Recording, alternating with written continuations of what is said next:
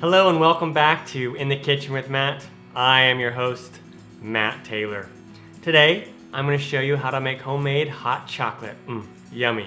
I love hot chocolate. There's nothing better than a cup of hot chocolate on a cold winter's day, which here in Phoenix is pretty much anything below 70 degrees.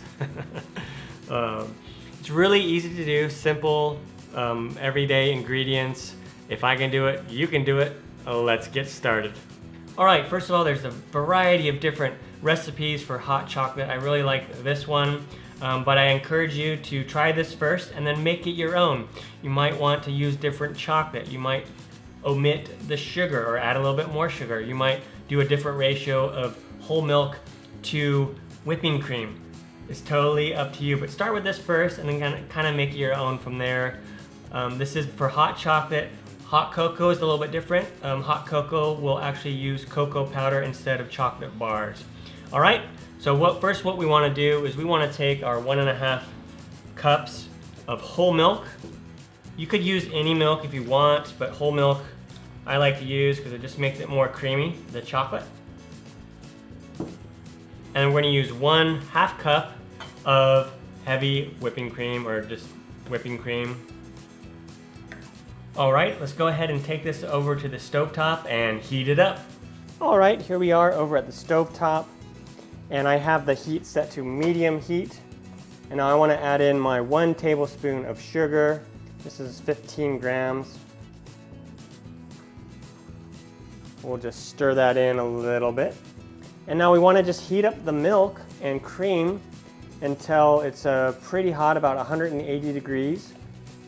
And as we are letting it heat up, we're going to go ahead also and come in here and stir occasionally.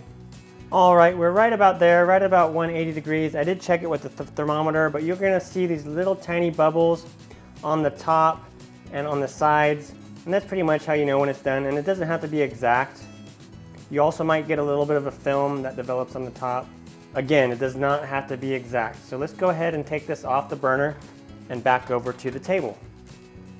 All right, now we're back over to the table. Let's go ahead and add in our chocolate. And I'm just using 1.5 chocolate bars. They're about 4 ounce bars. So about 2 ounces of special dark chocolate, or you could use like semi-sweet, and then 4 ounces of milk chocolate. Let's just go ahead and put that in there. Let's just let this sit for 2 to 3 minutes without stirring it, just to let the chocolate start to melt. All right, it's been about 3 minutes. I'm gonna come in here now and start stirring this all together now.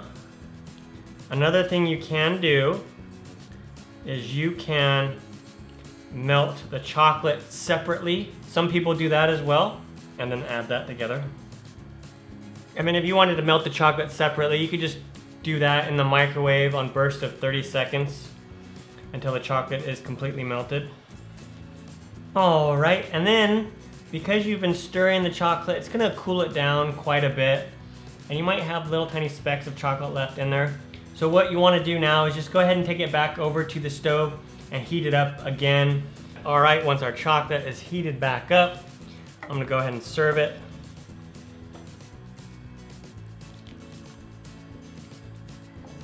Again, this method you may wind up with some chocolate specks.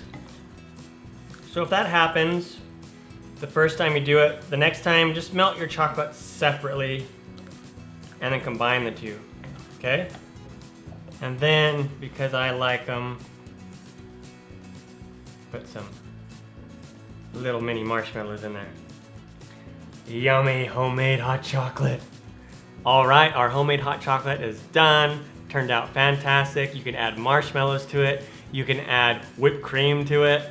Also, this comes out really thick and chocolatey, which I really like.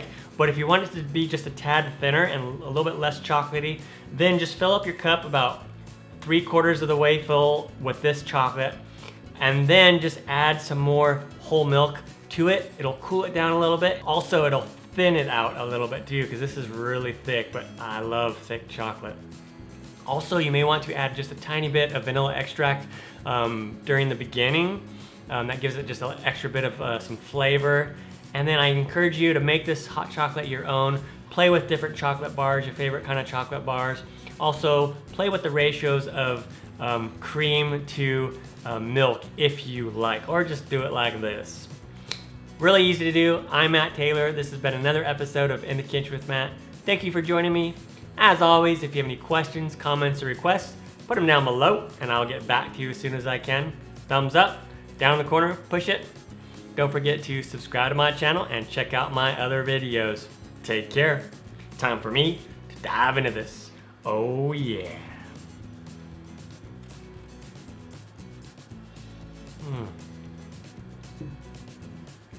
Oh, yummy.